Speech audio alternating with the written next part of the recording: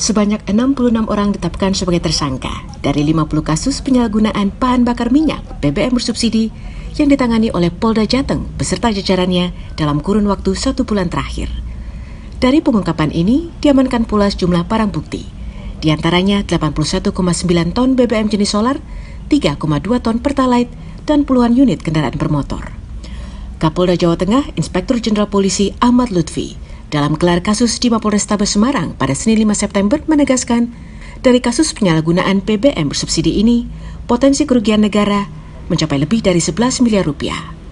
Ahmad Lutfi menyatakan, modus yang digunakan para tersangka untuk mencari keuntungan dari penyalahgunaan BBM bersubsidi ini bermacam-macam, mulai dari menimbun BBM bersubsidi dan menjualnya kembali dengan harga BBM non-subsidi hingga lintas provinsi.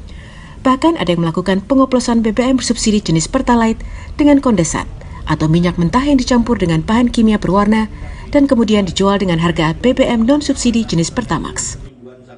Para pelaku juga menjual dengan lintas provinsi, ngolahnya itu di Jawa Tengah, kemudian jualnya lintas provinsi maupun di perusahaan-perusahaan yang itu sudah terdeteksi oleh jajaran kriminal khusus Polda Jawa Tengah.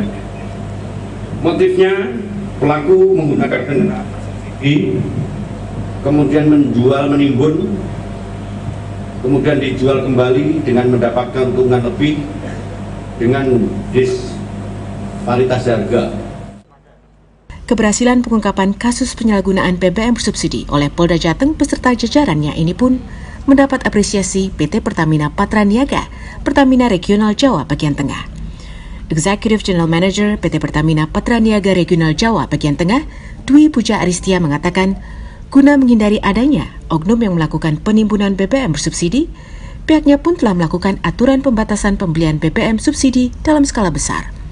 Bahkan, kerjasama dengan pihak kepolisian pun terus dimaksimalkan guna mengawasi jalur distribusi agar tepat sasaran.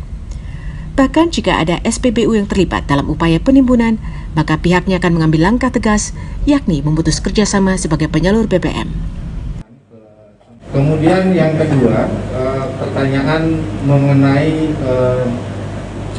operator SPBU, kami sudah menerapkan adanya SOP di dalam SPBU itu mengenai batasan-batasan penjualan sesuai dengan peraturan yang dikeluarkan oleh pemerintah. Artinya kita membatasi sebagai contoh untuk solar itu maksimal 200 liter dan saat ini kita sudah terapkan di seluruh lembaga penyalur kita bahwa untuk pembelian solar itu maksimal 200 liter. Jadi ini sesuai dengan aturan yang dikeluarkan oleh BPH Migas dan sudah dilakukan di semua lembaga penyalur kita. Demikian. Atas kasus penyalahgunaan BBM bersubsidi ini, para tersangka dijerat dengan Undang-Undang Nomor 22 Tahun 2001 tentang Migas dengan ancaman pidana maksimal 6 tahun penjara, serta Undang-Undang Nomor 11 Tahun 2020 tentang Cipta Kerja dengan ancaman pidana maksimal 6 tahun penjara. Dari Semarang, Jawa Tengah, Suryo Wicaksono, Kantor Berita Antara, mewartakan.